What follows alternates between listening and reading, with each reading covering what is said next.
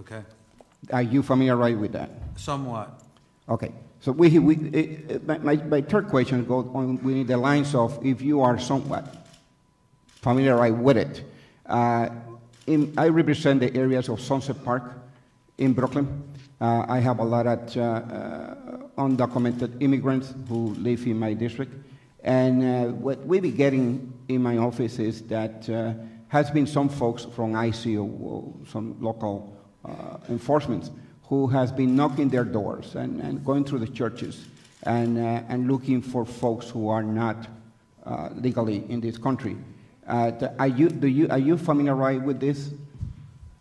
No, I'm not, Assemblyman, and really that has, that issue, albeit a very important issue, has really no place in the Division of Homeland Security and Emergency Services at a state level. That's a federal program and a federal issue.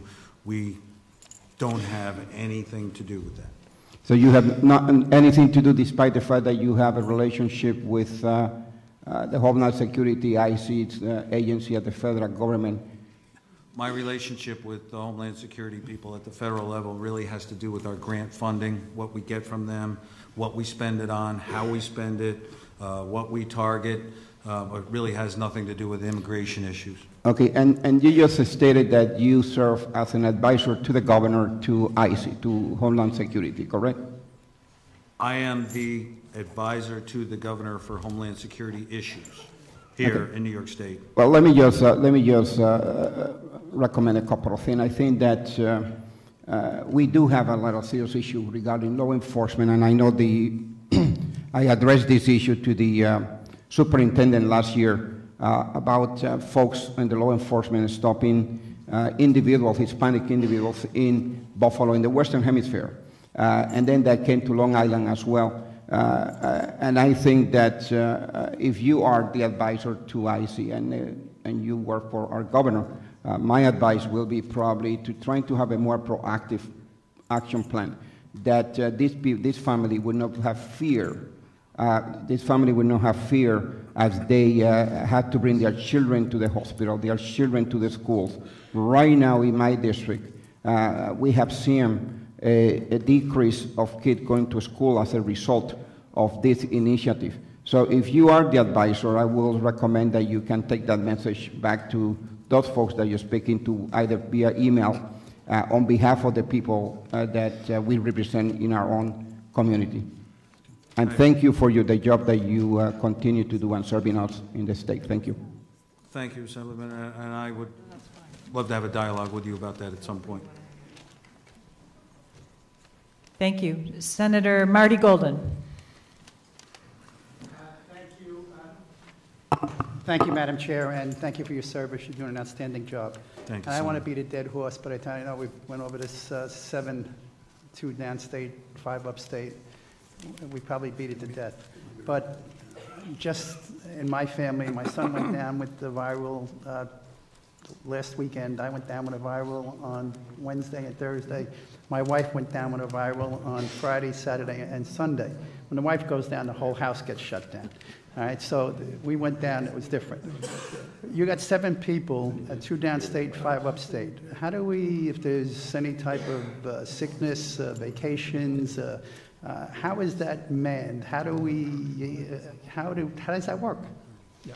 You're referring to the Intelligence Analyst Center? Yes. Yeah, we have 7 presently. There's 10 actually being proposed to be transferred. We have 3 openings that we haven't filled yet, and probably we're waiting till this transfer occurs and they go to the state police. But each one of those analysts is cross-trained in different types of counterterrorism, and they have different expertises, although some are experts more so in one field than the other. So if one is out, another covers, but for the most part, it's never been an issue for us.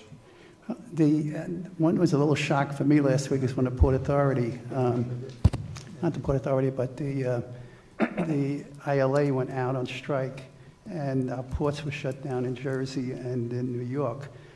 Anybody having some idea that was going to happen, obviously, would have had some advantage.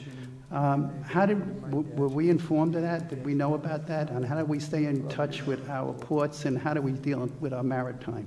The longshoremen issue that was last week, yeah, I was made aware of it, after it happened, actually, and was made aware of it when it ended, but wasn't really, I would say, a counterterrorism issue per se. So even though our analysts track all open source intel about all different things, the ports being one of those areas, I don't think we received any previous intel that this was coming. But we are in touch with Maritime. If there's a ship coming in, we have probably a ship or a cruise ship or a tanker. Or We have analysts that brief monthly at the ports who are very familiar with the shipping industries and the Coast Guard and all the partners that certainly are involved in various ports around the state. Thank you. The storm Sandy, which again, you did an outstanding job, but again, we're in our fourth year and there are still thousands of people that are still not in their homes and still waiting to get their homes raised, and there's still a whole lot that has to be done in hardening of our arteries. And you've explained to us and expressed to us how to, funded and gotten money out from the federal government and from the state government into the city and state in Long Island. Is there anything that's not, any obstacles in your way of not getting that money out? Is there anything that's not giving you the opportunity to let that money flow more freely?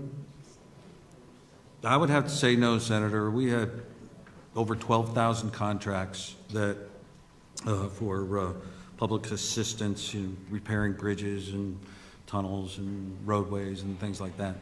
And we're current on all 12,000. What the issue with some of those funding problems is the work has to be done first. The municipality has to pay for the work.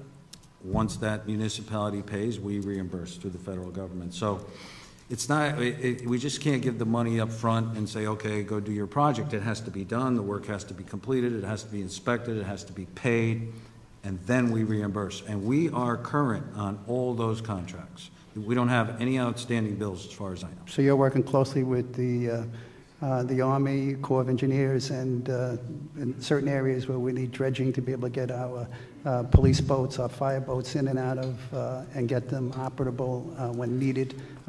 You're on top of all of that. I believe so, Senator. That's probably those HMGP grants that aren't really targeted at individuals or community. They're large-scale projects. For example, one of the projects is bridge scour projects for 106 bridges across the state. There's projects like that HMGP money goes for that just take a long time to complete, and we pay as the bills come in. So, those 12,000 contracts that we have open, we're current on, but they just take a long time to get to the end. I have a town hall coming up in Garrison Beach, Manhattan Beach, and Sheepshead Bay in the Brooklyn area in the city of New York. I may ask somebody from your office to attend. It's coming up in March 1st, March 2nd. So if I can get somebody to attend, I would appreciate it. Because I'm going to have both not only the homes and the people that are affected by Build It Back and by other streams of funds that are being made available for the building and rebuilding of these homes, but also we're going to have people there for the hardening of the arteries in and around those areas to make sure that water doesn't come in and hit them again. So if you can, I'd appreciate somebody from your office at that, if I can. I'll send a memo to you. We'll certainly look forward to that. The settlement funds, are you guys getting any of the settlement funds that coming in from the Attorney General and other areas? Are you, Homeland Security, getting any of that at all? Settlement funds, I'm not familiar. Settlement funds from the different settlements that the Attorney General has made or others have made with financial institutions of wrongdoing, where we see billions of dollars coming into the state of New York. Are you getting any of those funds coming into your organization? Those funds don't get channeled through us. They don't get channeled at all. Last question. Last series of questions. Interoperability. How long is this going to take? I know that it's a tough question, but I still got the Port Authority in one area, and I still got NYPD in another area. And we know the 9/11 was Port Authority, so we want to make sure we're on top of that in the city and for the state.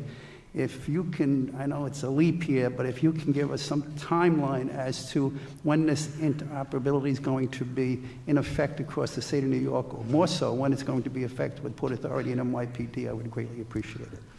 Hey, I understand the issue, Senator. I'm no radio geek, so that's a hard thing for me to say. I asked the same question when I came to the agency. How long is this going to take? We keep throwing money at this. You know, we $228 million, I think, to the counties to get this done. It's a hard problem. You'll probably hear from the superintendent later this afternoon about the issues maybe they had in Dannemora with radio interoperability, and we sent people up there to assist with that. We're close. We're throwing another $75 million at this problem this year to the counties to take care of this. We're trying to fill gaps now. We're almost there. I would say our goal is to be interoperable statewide by the end of 2017. But New York's a big state. It's got a lot of topography issues. It's just a hard issue to finish.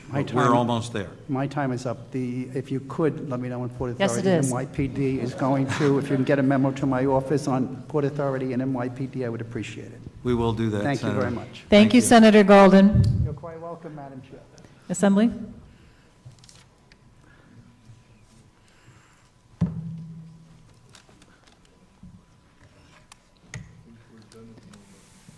Senator Bonasek. Thank you, Commissioner. I think you're doing a terrific job since you've taken on this responsibility.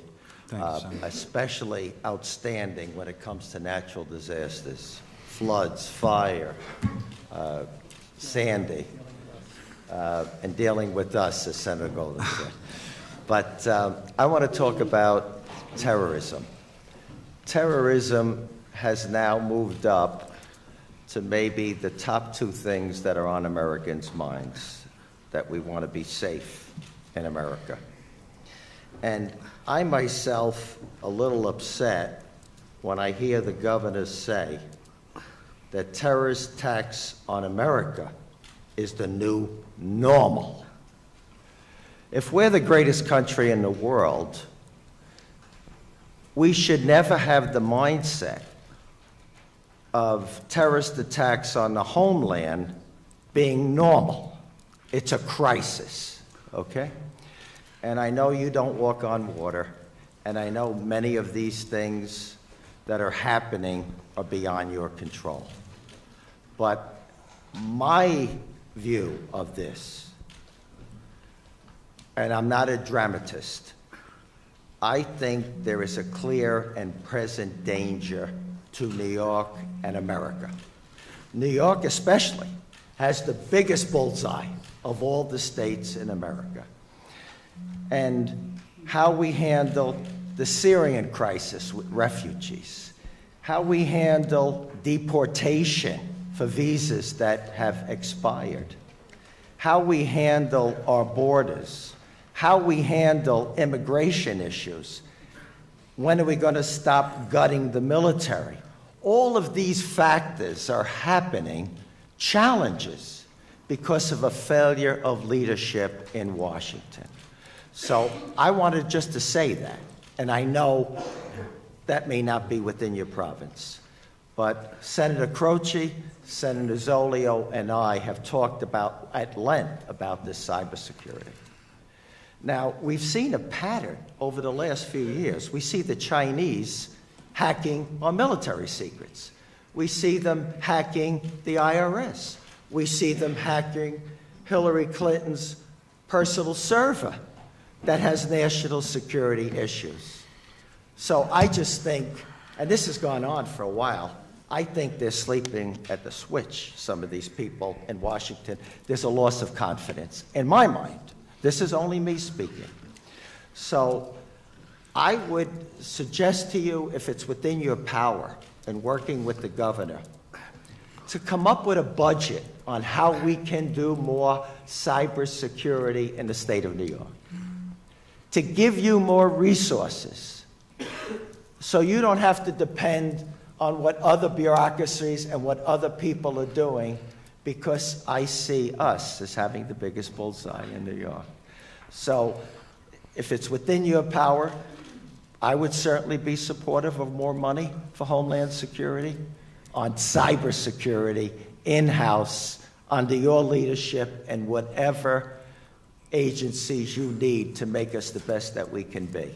And for the law enforcement that we have in New York and in this country, I think they have the most challenges in the world, and they're doing the best job that they can with all that's facing them, and we're so grateful for the work that they do. Thank you, Commissioner. I agree. Thank you, Senator. Thank you very much, Senator Bonasek. Our next speaker is Senator Squadron.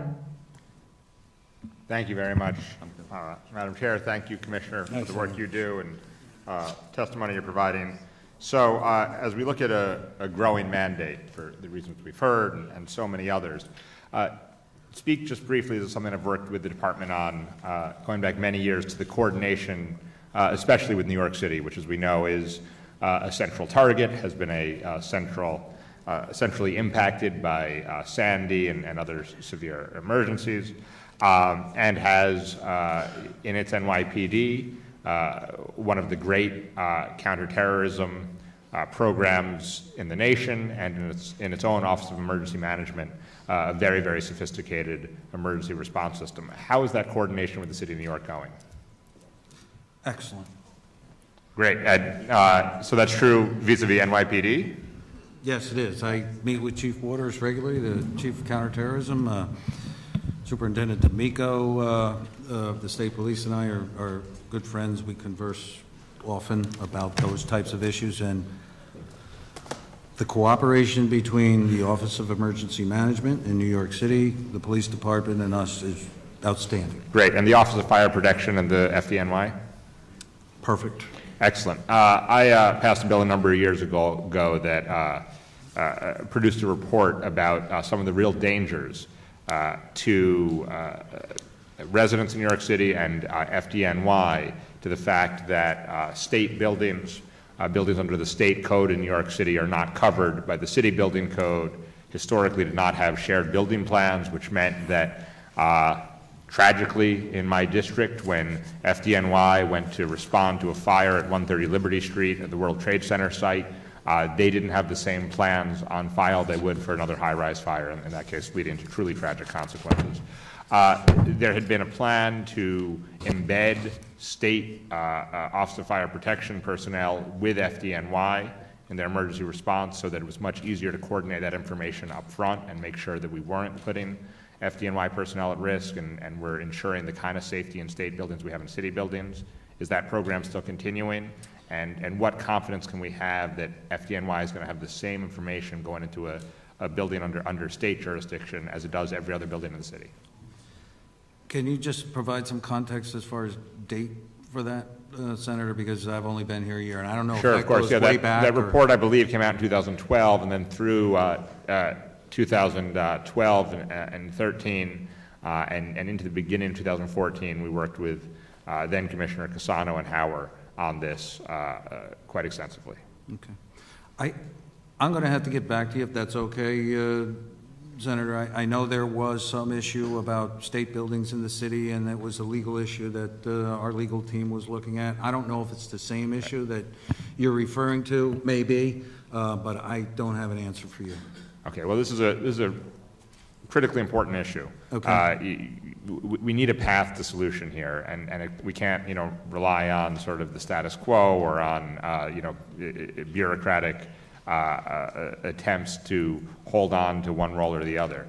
The fact is, building plans are available to FDNY when they get an emergency in every building in the city, unless it's not under city jurisdiction, which means all the state buildings, the Port Authority buildings, the buildings at the World Trade Center site are not automatically shared in that way. Okay. Further, some of the rules and the consistency between the rules or the processes for how you create safe buildings or fire-safe buildings are not the same, and therefore can create concerns and risks both for the users of those buildings and for emergency personnel who are responding. This is something that has to be better coordinated than it has been in the past. We started that process, and it sounds like, and thank you for your sort of straightforwardness in this answer, it's not clear that process has been completed in a way that's sufficient. So I would love a report on where that is and why it is that we can have more comfort now than a half-decade ago when tragic consequences ensued and firefighters lost their lives at 130 Liberty Street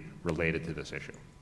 Yeah, don't misunderstand me, Senator. I don't know if that issue has been resolved. I do know that we have a wonderful working relationship between our Office of Fire Prevention and Control and the FDNY. I would assume that if it was some critical issue as you described, I would be aware of it. I really haven't heard. I know there was an issue about building inspections or something, but exactly hadn't risen to the level of a critical problem that I certainly would hope that I would be aware of. So right. It may be solved, it may be done, but I guarantee I'll get back to you. And you know, one of the issues is a long-standing problem folks have gotten used to, which doesn't mean it's not a problem, but does mean that sometimes it doesn't rise to the level of an alarm bell being rung. It's smoldering as opposed to you know, really burning out of control right now, but let's stop it while it's smoldering. So I'll look forward to some feedback and follow-up on where we are with that issue over the next couple of weeks. Thank you so much. Thank you very much. Senator Kruger. Thank you very much, and thank you for your excellent work. A number of my colleagues were discussing their support for even more money for your agency. My question actually is, your agency is receiving $600 million additional in federal revenue this year compared to last year. So last year you had $653,774,000 federal special revenue. This year it increases by $600 million. Where's all this money going in the current budget? That $600 million increase in aid to localities, Senator, is really just an appropriation in case we need to pass federal funds through for a future disaster, that we have the ability and the appropriation to do that. We don't have any plans to use that money. I hope we don't. So is it it's a cash infusion from the feds or a line of credit? If something happens, we can make requests for certain categories of things? The latter is my understanding. Okay. Can you talk a little bit about how you used last year's $653 million, or was that also still just a line of credit that we drew down some of, but not all of? That is correct. And this is just increasing that $600 million in case we need to use it. Did we use any of that $653 million from the fiscal year that's closing? We did not have a federally declared disaster in all of 2015. I'm taking credit for that, but so I'm going to say no, Senator. But as much as I'm not a radio geek, I'm really not a budget person either. But that's my understanding. And do you know, is there a specific set of language somewhere, and perhaps that you could get us, that explains under what circumstances we can draw that money down? Certainly. I would appreciate that. And do you have any understanding of whether, if we don't spend by some date, do we not have access to it? I think it just gets my understanding, and again, take it from where it's coming from, is that it would have to be reappropriated next year, but I'm not sure. Thank you very much. Thank you, Commissioner. By the way, good work on not tapping that fund, so keep it up. I want to just quickly ask to follow up on Senator Kruger's question. So generally that fund would be used, for example, for FEMA disasters or some kind of terrorism attack. Is that basically it? If we had a flood, if we had a hurricane, if we had a tornado, that type of disaster, we would be able to appropriate those funds because the legislature had said it was okay to do. Correct. That. And that money would come to us through FEMA or DHS. Correct. Thank you. Our final speaker to wrap up is Senator Croce. Well, thank you, Madam Chair, for the opportunity to ask a couple of follow-up questions, Commissioner, and I appreciate your patience here today with us. My pleasure. We touched on a little about the governor's statement about a new normal, and my colleague brought that out. And I think Commissioner Kelly, Ray Kelly, is one of those individuals who helped redefine what our actions needed to be, particularly in New York City, in the wake of the attacks in the early 90s on Lower Manhattan, but also specifically after September 11th and the kind of counterterrorism unit and capability that the NYPD built. So I'm very interested in having the opportunity, perhaps the legislature, to see that report, given his expertise and his national recognition. It'd be very interesting to see that.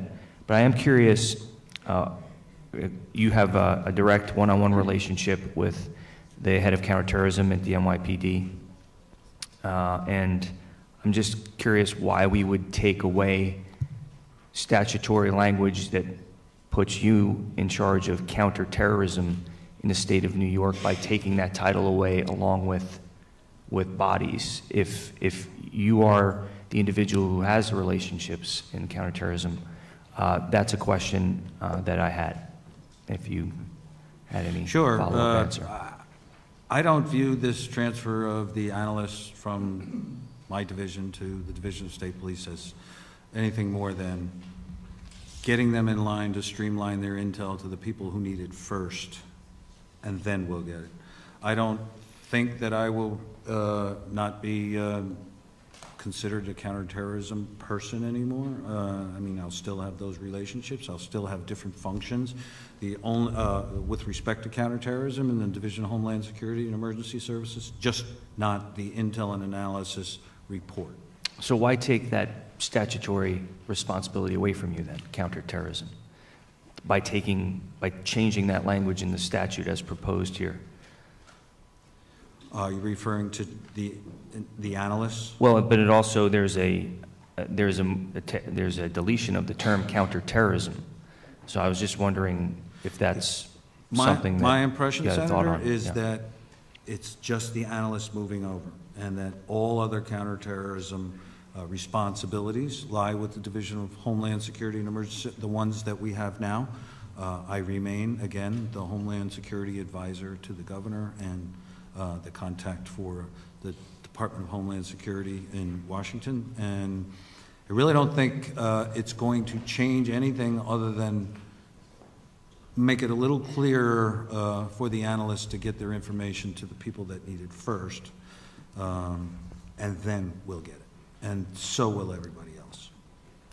Touching on what Senator Nozzolio mentioned about the transfer of cybersecurity responsibilities to ITS, and then 2 years later now a proposal to take the counterterrorism and certain bodies out of that pool.